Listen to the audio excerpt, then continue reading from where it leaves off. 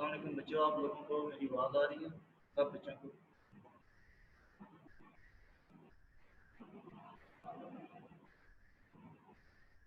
सब बच्चों को स्क्रीन भी नज़र आ रही है?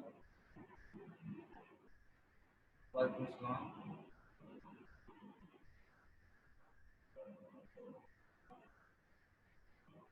अच्छा, आप बच्चों जिन्होंने ये पेपर अटेम्प्ट किया था केमिस्ट्री का, अभी तक मेरे ख्याल से सब बच्चों को रिजल्ट मिल गया होगा। तो आप लोगों ने देख लिया है कि किसकी कितनी तैयारी है। तो आज टॉपिक शुरू करते हैं अपना नेक्स्ट। लास्ट टाइम हमने क्या पढ़ा था, किसी बच्चे को याद है? जो लास्ट लेक्चर हुआ था उसमें हमने क्या पढ़ा है?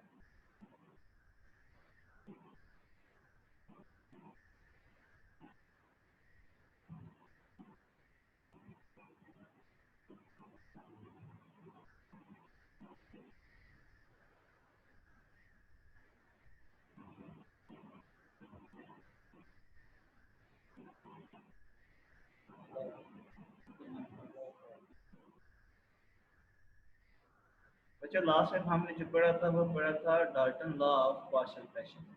ठीक है। आज वो टॉपिक कंप्लीट नहीं थे कर सके क्योंकि टाइम थोड़ा था, तो उसका जो उसी का पार्ट है, Dalton law of partial pressure का ही पार्ट है। Dalton law of partial pressure पढ़ लिया ना अभी आप लोग? डेंसिटी ऑफ आइडियल गैस कह रहे हैं, जनरल गैस। लेकिन Dalton law of partial pressure भी हम पढ़ चुके हुए थे। ठीक है। उसमें हमने टोटल प्रेशर फाइंड करना सीखा था। फिर हमने इंडिविजुअल गैस का पार्शियल प्रेशर फाइंड करना सीखा था। लेकिन डाल्टन लॉ की जो एप्लीकेशन थी वो रह गई। ठीक है। तो सारे बच्चे बुक खोल लें, एप्लीकेशन ऑफ डाल्टन लॉ खोल लें, फिर हम उसे पढ़ते हैं, समझते हैं। चैप्टर नंबर 3 है बच्चे।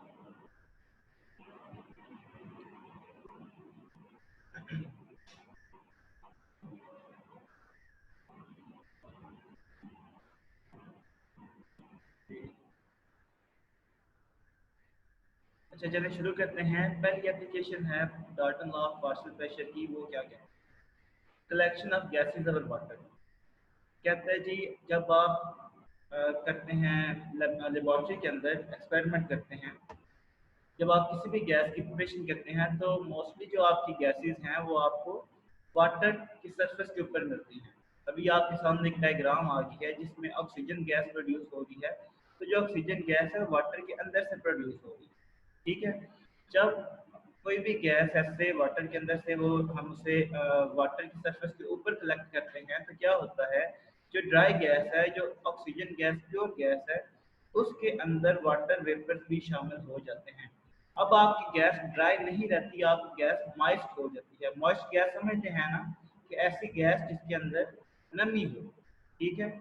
मैं दोबारा इसको क्लियर करता हूँ कि जब आप लेबोरेटरी के अंदर वाटर की सरफेस के ऊपर किसी भी गैस को कलेक्ट करते हैं तो वो गैस ड्राई नहीं रहती, उसके अंदर पानी की नमी शामिल हो जाती है, वाटर वेपर्स शामिल हो जाते हैं। ऐसी गैस को मॉइस्ट गैस कहते हैं। ठीक है। उस जो मॉइस्ट गैस है आपके सामने लिखा आ गया, जो टोटल प्रेशर है मॉइस्ट गैस का वो इक्वल किसके होगा? डाल्टन लॉ, जो हमने डाल्टन लॉ पढ़ा था उसके अकॉर्डिंग किसके इक्वल होगा जो टोटल प्रेशर है? वो जो दोनों गैसेस हैं उनके जो इंडिविजुअल पार्शियल प्रेशर हैं, जब उनको ऐड करते हैं तब टोटल प्रेशर के इक्वल आता है।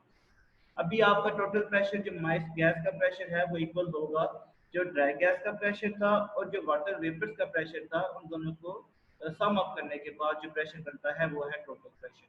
ये चीज़ हमें किसने बताई थी? आपके Dalton law of partial pressure ने बताई थी। लेकिन आप लोग क्या करना चाहते हो? आप लोग ड्राई गैस को अलग करना चाहते हो।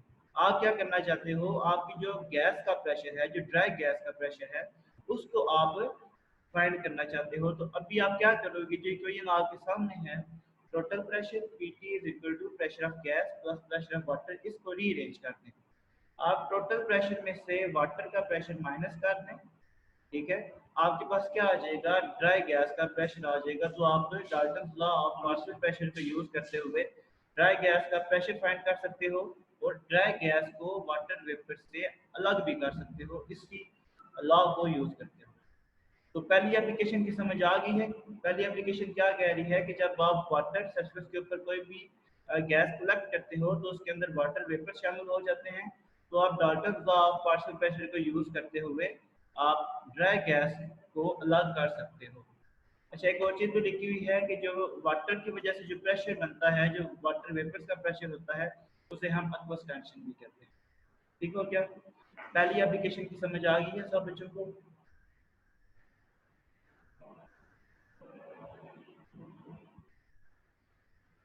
चलें फिर सेकंड एप्लीकेशन की तरफ चलते हैं।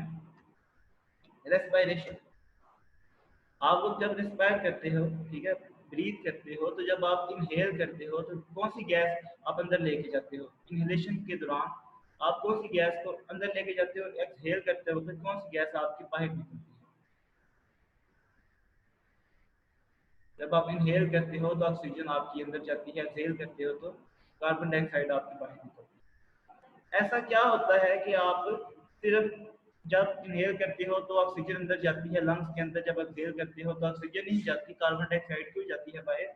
ये भी डाल्टन लॉ की ही एप्लीकेशन है। क्या कहता है जी, जो ऑक्सीजन का पार्शियल प्रेशर है वो बाहर एयर के अंदर 159 टार होता है और आपके लंग्स के अंदर कितना होता है? 116 टार।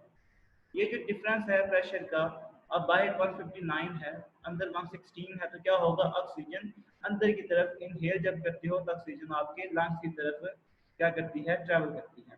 इसके उल्ट कार्बन डाइऑक्साइड के केस में क्या है? कार्बन डाइऑक्साइड के केस में जो कार्बन डाइऑक्साइड का प्रेशर है लंग्स के अंदर वो 159 टार है और एयर के अंदर 116 टार है। इसलिए जब आप इनहेल करते हो तो कार्बन डाइऑक्साइड अंदर नहीं जाती, क्योंकि कार्बन डाइऑक्साइड का लंग्स के अंदर प्रेशर होता है, ठीक है। जो आपकी ऑक्सीजन अंदर जाती है, क्योंकि ऑक्सीजन का प्रेशर बाहर एयर में ज़्यादा है और लंग्स के अंदर कम है। इसी तरह कार्बन डाइऑक्साइड का प्रेशर लंग्स के अंदर ज़्यादा है और एयर के अंदर कम है, और आप आसानी से क्या कर लेते हो? आसानी से सांस लेते हो। वालेकुम अस्सलाम। अच्छा, समय लागी के रेस्पिरेशन भी किसकी एप्लीकेशन है? ये भी आपके डाल्टन लॉ की ही एप्लीकेशन है। तीसरी तरफ चलते हैं। तीसरी आपकी एप्लीकेशन क्या है? Respiration at higher altitude. मैं आपको एक बात बता दूं कि जैसे जैसे आप ऊंचाई की तरफ जाते हैं तो क्या होता है, आप जो प्रेशर है वो डिक्रीज करना शुरू कर देता है। जब आप ऊंचाई की तरफ हाइट पे जाते हैं तो आपका प्रेशर डिक्रीज करता है। जब आप डेप्थ की तरफ जाते हैं, गहराई के अंदर जाते हैं, तो प्रेशर इंक्रीज करता है। अभी हम ऊंचाई की बात कर रहे हैं, हाई एल्टीट्यूड। आप किधर, आप माउंट एवरेस्ट पे चले जाएं, या आप जो ऊंची मतलब हवा, आप एरोप्लेन में बैठे हुए हैं, आप जितना ऊंचा जाएंगे प्रेशर क्या करता जाएगा? प्रेशर उतना कम होता जाएगा, ठीक है। आप जितना ऊपर जाएंगे प्रेशर आपको उतना कम होता जाएगा। ये भी आपको नजर आ रहा है कि जो सी सरफेस है उस जगह पे प्रेशर 101 किलो पास्कल है, ठीक है। लेकिन जैसे जैसे आप माउंट एवरेस्ट पे चले गए तो 31 किलो पास्कल हो गया। उसके ऊपर एटमॉस्फेयर, जो आप बहुत ऊपर चले गए तो वो 0 किलो पास्कल हो गया। तो जैसे जैसे आप ऊपर जाते हैं आपका जो प्रेशर है वो क्या करता है? वो डिक्रीज करता है। इसी वजह से कहता है जी, जब आप हायर एल्टीट्यूड पे जाते हैं, जब आप ऊंची जगह पे जाते हैं, तो एयर का प्रेशर क्योंकि कम होता है तो रेस्पिरेशन आपकी मुश्किल हो जाती है। क्योंकि हमने अभी पिछली जो एप्लीकेशन जिसमें पढ़ा था कि एयर का प्रेशर जब 159 टार होता है तब वो इजीली क्या करती है? वो इजीली आपके लंग्स की तरफ मूव करती है। लेकिन जब बाहर का प्रेशर जो है तो कम हो गया, आप एयर जो है वो इजीली लंग्स की तरफ ट्रेवल नहीं करेगी और आपको सांस लेने में, ब्रीथिंग में डिफिकल्टी फील होगी। समझ लगी बात की? इसी तरह कहता है जी, जो पायलट्स होते हैं जब उनके कैबिन के अंदर 150 टार तक ऑक्सीजन का प्रेशर भी आ जाए तब भी उनको अनकंफर्टेबल फील होता है ब्रीथ करते हुए। ये भी समझ आ गई कि हायर एल्टीट्यूड पे भी चले जाए तब भी आपको सांस लेने में क्या होगी? प्रॉब्लम होगी आपको। जो है वो आपको डिफिकल्टी फील होगी ब्रीथिंग करते वक्त। आप कंफर्टेबल फील नहीं करोगे जब अगर आप हायर एल्टीट्यूड पे जाके सांस लोगे। ये तीन बातें अभी तक हमने की हैं। पहले हमने गैसेस को कलेक्ट करना सीखा है पानी के ऊपर, उसमें डाल्टन लॉ की क्या एप्लीकेशन यूज हो रही है। फिर हमने सिंपल रेस्पिरेशन देख ली जो आप अभी कर रहे हो। फिर हमने हायर एल्टीट्यूड पे देख लिया कि जब हम हायर एल्टीट्यूड पे जाते हैं तब रेस्पिरेशन में क्या चेंजेस आते हैं, ठीक है। उससे आगे चलते हैं। आपकी लास्ट एप्लीकेशन है वो है जी respiration by deep sea divers. मैंने भी बताया था आपको कि जब आप ऊंचाई पे जाते हो तो प्रेशर क्या होता है? कम होता है। लेकिन जितना आप गहराई में जाते हो, जितना आप डेप्थ में जाते हो, प्रेशर बढ़ता है। इस बात की समझ आ गई है ना, ऊंचाई पे जाओगे तो प्रेशर डिक्रीज करता है, डेप्थ में जाओगे तो प्रेशर इंक्रीज करता है।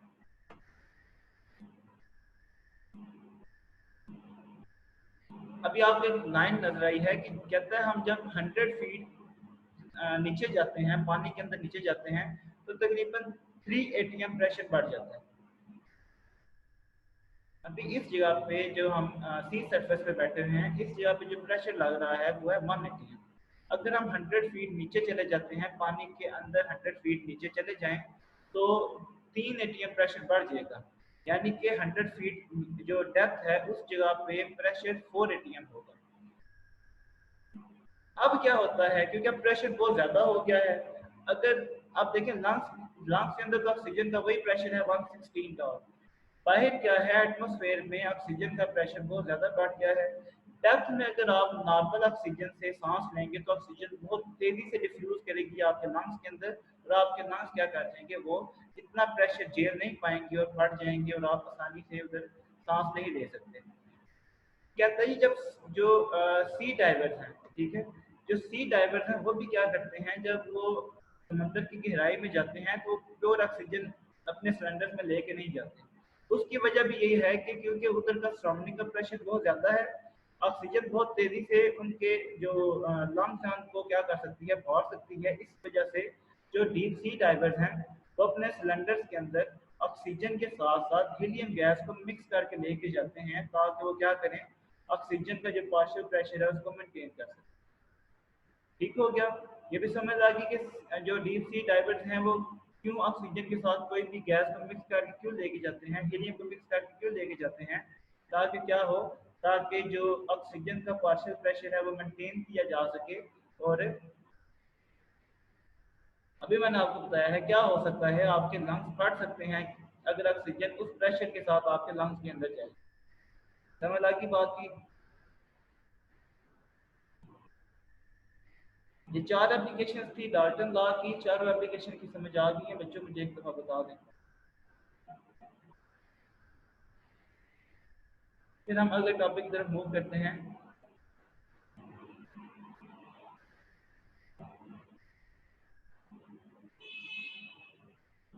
चलिए फिर नेक्स्ट टॉपिक शुरू करते हैं।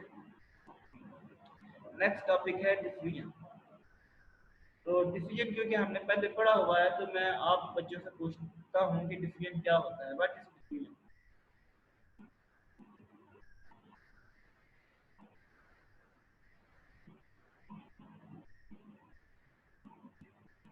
बच्चे डिफ्यूजन क्या है, आप मुझे इसका आंसर दें।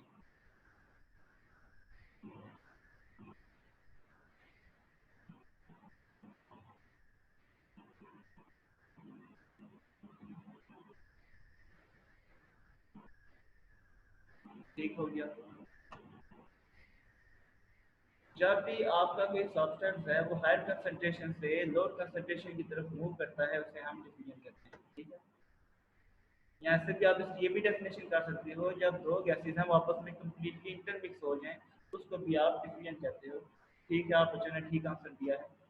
जैसे आपके पास ये, आपने क्या किया हुआ है, आपके पास दो सिलेंडर हैं, दो फ्लास्क हैं, एक में ऑक्सीजन गैस है, एक में हाइड्रोजन गैस है।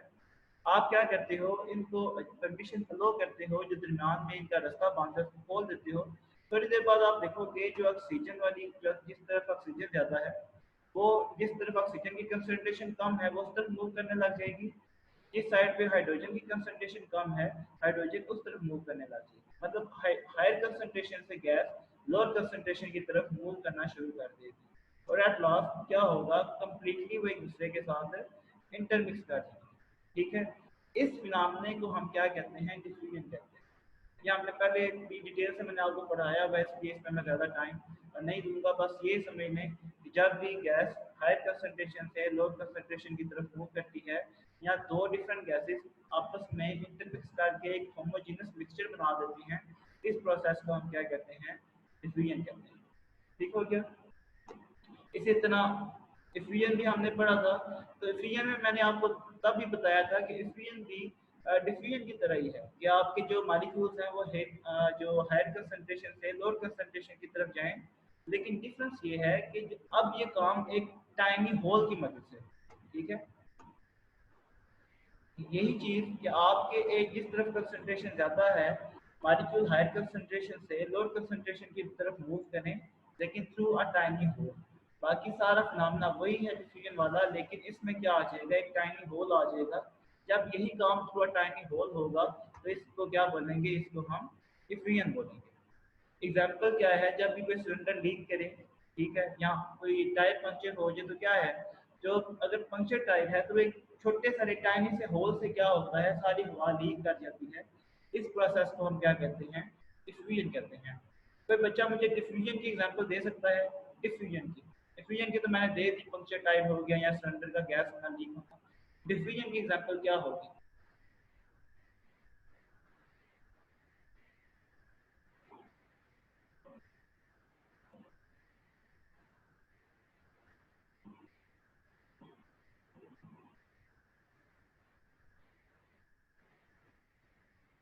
अभी हम बच्चे गैसेस की बात कर रहे हैं, तो इनकी बात की भी करें। वो लिक्विड है ना, क्योंकि हाँ ठीक है, परफ्यूम जब आप परफ्यूम का एयर के अंदर डिफ्यूज कर देना, आप एक कोने में परफ्यूम जो है छिड़काव, वो आपको दूसरे कॉर्नर की थोड़ी देर बाद दूसरे कॉर्नर में भी उसकी स्मेल आ रही है। चलिए सही हो गया, यानी कि आपको डिफ्यूजन और डिफ्यूजन का कंसेप्ट है। आगे लॉ है Graham law. Graham law Thomas Graham ने दिया था, ठीक है। अब ये लॉ कहता क्या है? किसी बच्चे को पता है ग्राहम लॉ क्या कहता है?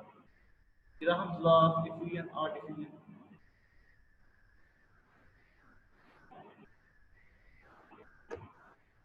अच्छा, ये लॉ ये कहता है कि जब आप टेम्परेचर और प्रेशर को क्या रखते हो, कांस्टेंट रखते हो। अब दो चीज़ें कांस्टेंट हैं, कौन कौन सी है? टेम्परेचर भी और प्रेशर भी। कहता है जो गैसेस के रेट ऑफ डिफ्यूजन या इफ्यूजन होते हैं वो इन्वर्सली प्रोपोर्शनल होते हैं उनकी डेंसिटी के स्क्वायर रूट के। मैथमेटिकल फॉर्म लिखता हूँ, मैं भी ज़्यादा अच्छे तरीके से समझ आए। आर क्या है? आर रेट ऑफ डिफ्यूजन और डिफ्यूजन है। जो रेट ऑफ डिफ्यूजन है किसी भी गैस का, वो इन्वर्सली प्रोपोर्शनल है उसी गैस की डेंसिटी के स्क्वायर रूट के, ठीक है। जब आप उसी गैस की डेंसिटी का स्क्वायर रूट लेंगे, उसका इन्वर्सली प्रोपोर्शनल है रेट ऑफ डिफ्यूजन और डिफ्यूजन। आसान सा ग्राहम लॉ है, ठीक है। समझ आया कि ग्राहम क्या कहता है अपने लॉ के अंदर, कि किसी भी गैस का जो डिफ्यूज करने का रेट है या फ्यूज करने का रेट है, वो इन्वर्सली प्रोपोर्शनल है किसके? Square root of their density. चलें आगे चलते हैं। कहता आपके पास दो गैसेस हैं, एक का रेट R1 है, दूसरी का रेट R2 है। उनकी डेंसिटी एक की D1 है, दूसरे गैस की D2 है। कहता है जो इक्वेशन है, जो कि हमने पीछे लॉ पढ़ा है, पहली गैस के लिए लॉ क्या हो जाएगा, R1 is equal to K into 1/D1 whole under, ठीक है। इसी तरह इसी को अगर हम रीअरेंज करें इस इक्वेशन को, तो इक्वेशन क्या बन जाएगी, D1 क्योंकि इधर क्या हो रहा है, अंडर रूट D1 इधर क्या हो रहा है, डिवाइड हो रहा है, दूसरी तरफ जाके मल्टीप्लाई हो जाएगा, तो ये बन की इक्वेशन 1। इसी तरह दूसरी गैस के लिए R2 इंटू के अंडर रूट D2, ये क्या इक्वेशन बन जाएगी, D2 इधर भी क्या हो रहा है, डिवाइड हो रहा है, दूसरी तरफ जाके मल्टीप्लाई हो जाएगा, तो ये इक्वेशन 2 होगी। कहते हैं इन दोनों इक्वेशन को आप क्या कर लो, डिवाइड कर लो, ठीक है। जब हम डिवाइड करेंगे तो इक्वेशन क्या बन जाएगी, R1 divided by R2 is equal to under root D2 divided by under root D1। Clear हो गया इतना? मुझे इतना क्लियर है कैसे ही आया है?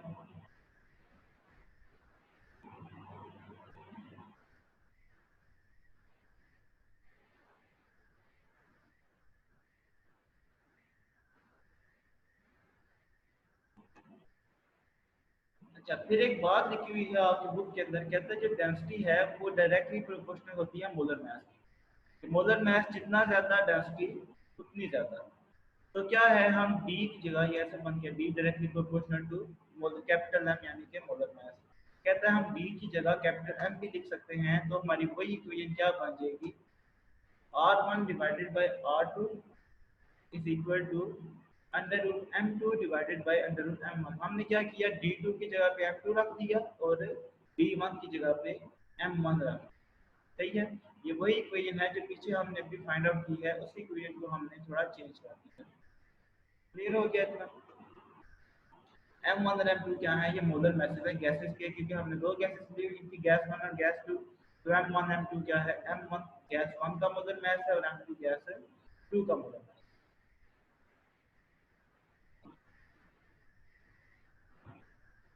क्लियर हो गया बच्चे?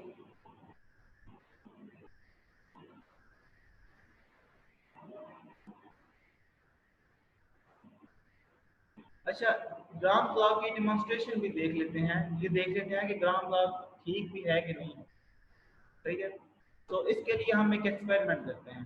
कहता है आपने क्या करना है, 100 सेंटीमीटर जो लंबी है क्या करनी है आपने, शीशे की ट्यूब लेनी है। 100 सेंटीमीटर आपने क्या करनी है, एक शीशे की ट्यूब लेनी है।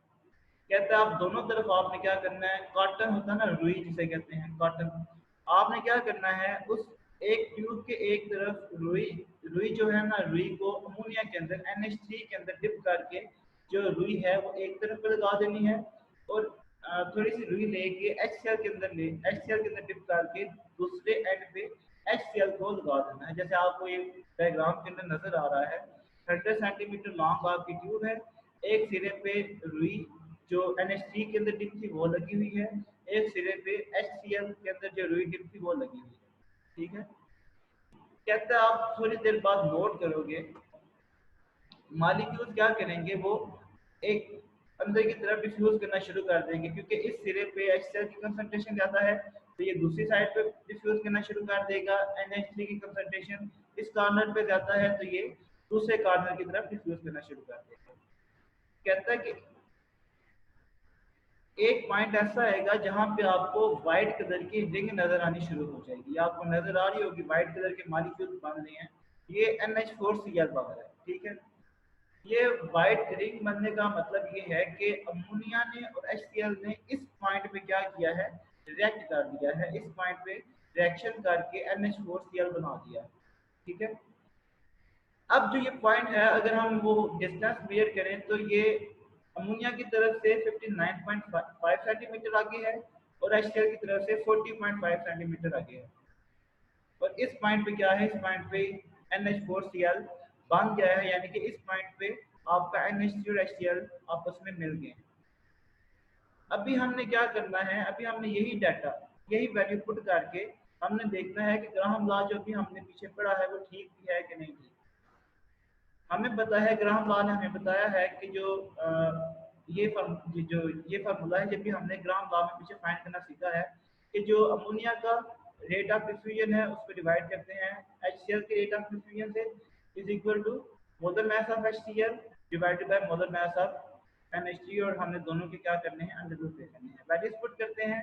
R का क्या आया है रेट, 59.5। HCl का रेट कितना है, 40.5। अभी हमने पीछे डायग्राम में देखा था। HCl का मोलर मास कितना होता है, क्लोरीन का 35.5 और हाइड्रोजन का 1, तो इक्वल कितना हो गया, 36.5। अमोनिया का कितना मोलर मास होता है, 17। वो मोलर मास की वैल्यूज हमने पुट की, जब हमने सॉल्व किया तो हमारा आंसर क्या आ गया, 1.46 इज इक्वल टू 1.4। तो ये एक्सपेरिमेंट हमें क्या किया, हमने एक्सपेरिमेंट के जरिए ग्राहम लॉ को डिमॉन्स्ट्रेट कर दिया, ग्राहम लॉ को वेरीफाई कर दिया है। ठीक हो गया बच्चों? ये भी समझ लग गया कि ग्राहम लॉ को वेरीफाई हमने किस तरीके से किया।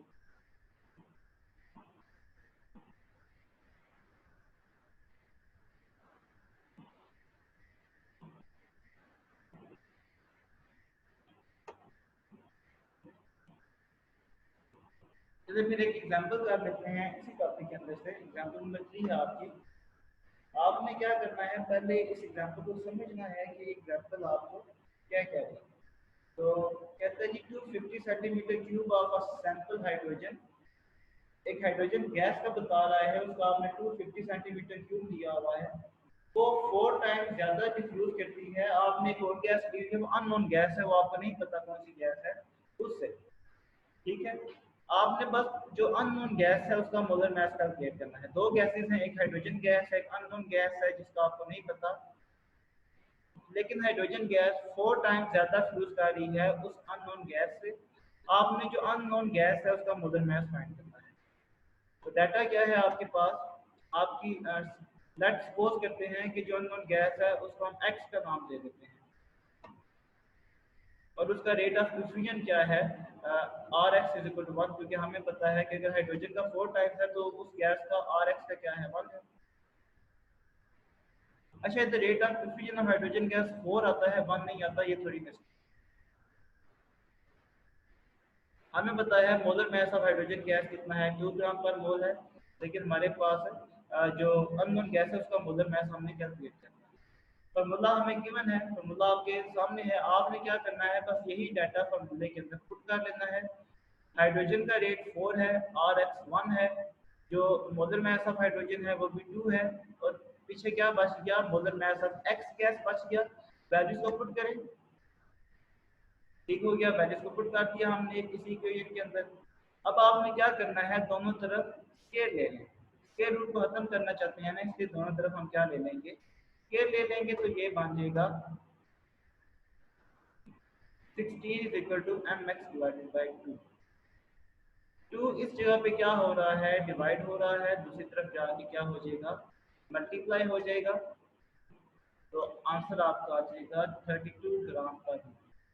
इस तरीके से आपने क्या किया, जो भी अननोन गैस थी उसका मोलर मास आपने फाइंड कर। क्लियर हो गया ये वाला टॉपिक।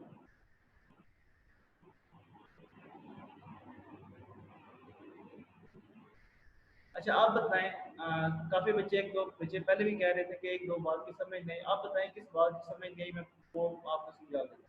टॉपिक कवर हो गया है, अब भी अब किसी बात की समझ नहीं आई तो वो मैं क्लियर कर देता हूँ।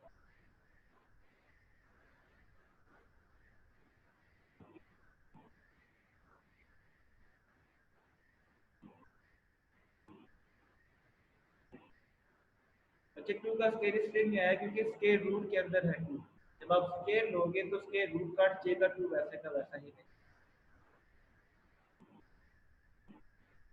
एग्जाम्पल नंबर 3 की समझ नहीं है क्या मतलब।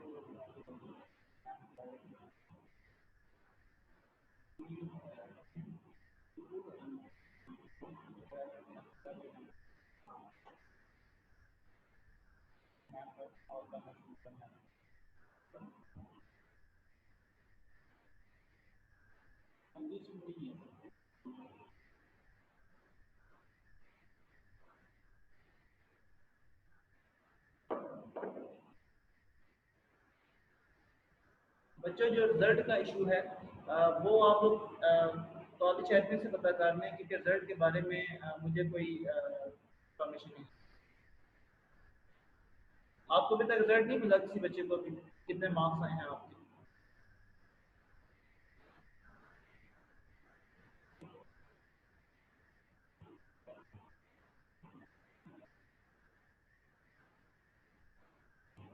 रिजल्ट के बारे में मुझे भी कोई आइडिया नहीं है अभी तक। मिल जाएगा मेरे हाथ से, एक वीक के अंदर आपको मिल जाएगा, या शायद घर पे पोस्ट हो जाए।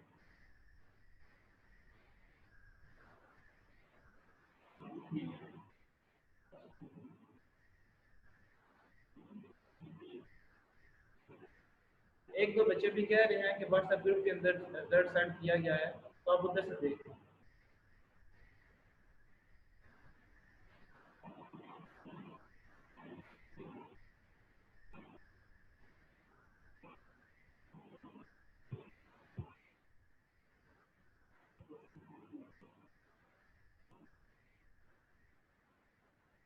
अच्छा, टॉपिक के रिलेटेड कोई क्वेश्चन तो नहीं है आप बच्चों का।